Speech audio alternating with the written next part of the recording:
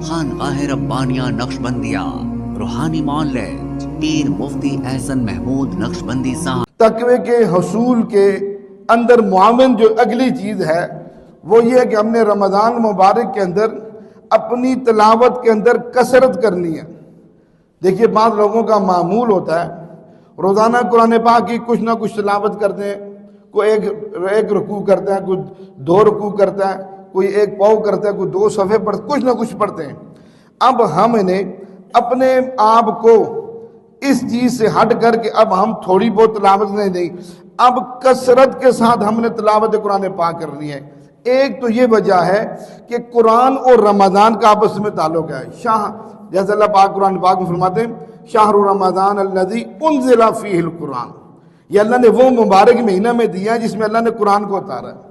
اور اگلی بات ایک حدیث پاک میں بھی آتا ہے قرآن اور رمضان یہ اکٹھے اللہ کی بارگاہ میں سفارش بنیں گے۔ حدیث پاک میں آتا ہے القرآن والصیام یشفعان للعبد یوم القیامت، یہ دونوں سفارشی بن کر اللہ کے حضور حاضر ہوں گے۔ تو اس لیے ان دونوں کی آپس میں مناسبت اور تعلق ہے۔ اس لیے حدیث پاک میں یوں بھی آتا ہے کہ حضور پاک صلی اللہ علیہ وسلم رمضان مبارک میں حضرت جبرائیل علیہ السلام کے ساتھ قرآن کا دور کرتے تھے۔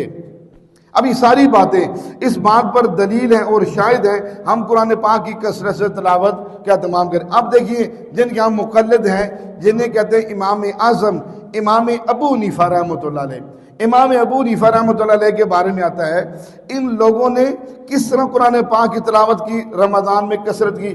فرمایا امام صاحب ایک قرآن ختم کرتے تھے دن میں، ایک ختم کرتے تھے رات میں، یہ ہو گئے پورے رمضان کے 60 قرآن پاک، اور ایک قرآن پاک تراویح میں ختم ہوتا تھا، یہ ہو گئے 61 قرآن پاک۔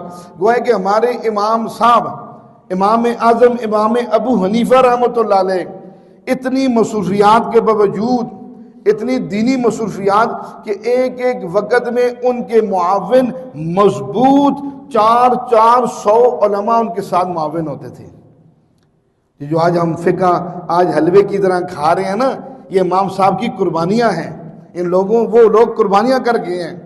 آج ہمیں اس بات پر انہوں نے نہیں کہا کہ تم ڈائریکٹ قرآن حدیث سے اس اپنے آپ کو زیادہ سمجھدار بن کر ڈائریکٹ قرآن حدیث سے استفادہ کرو، نہیں، وہ لوگ محنتیں کر کے وہ پکا کر ہمارے سامنے ہر چیز آگے اب کھاؤ اس کو، اب اس کو کھاؤ، ہم نے محنت کر دی ہے۔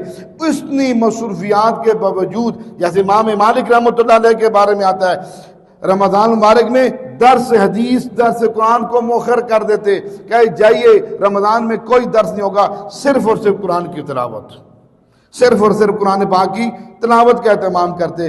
تو لہذا ہم بھی ابھی سے نیت کریں ماہ مقدس میں ہم نے اپنے اوقات کو نکال کر ہم نے دیکھیں جو ہمارے پاس اللہ نے وقت دیا ہے اس کو ہم نکالیں۔ اگر قرآن صحیح پڑھنا نہیں آتا تو اس کو سیکھیں، ہمارے لیے کیا حکم ہے سیکھیں۔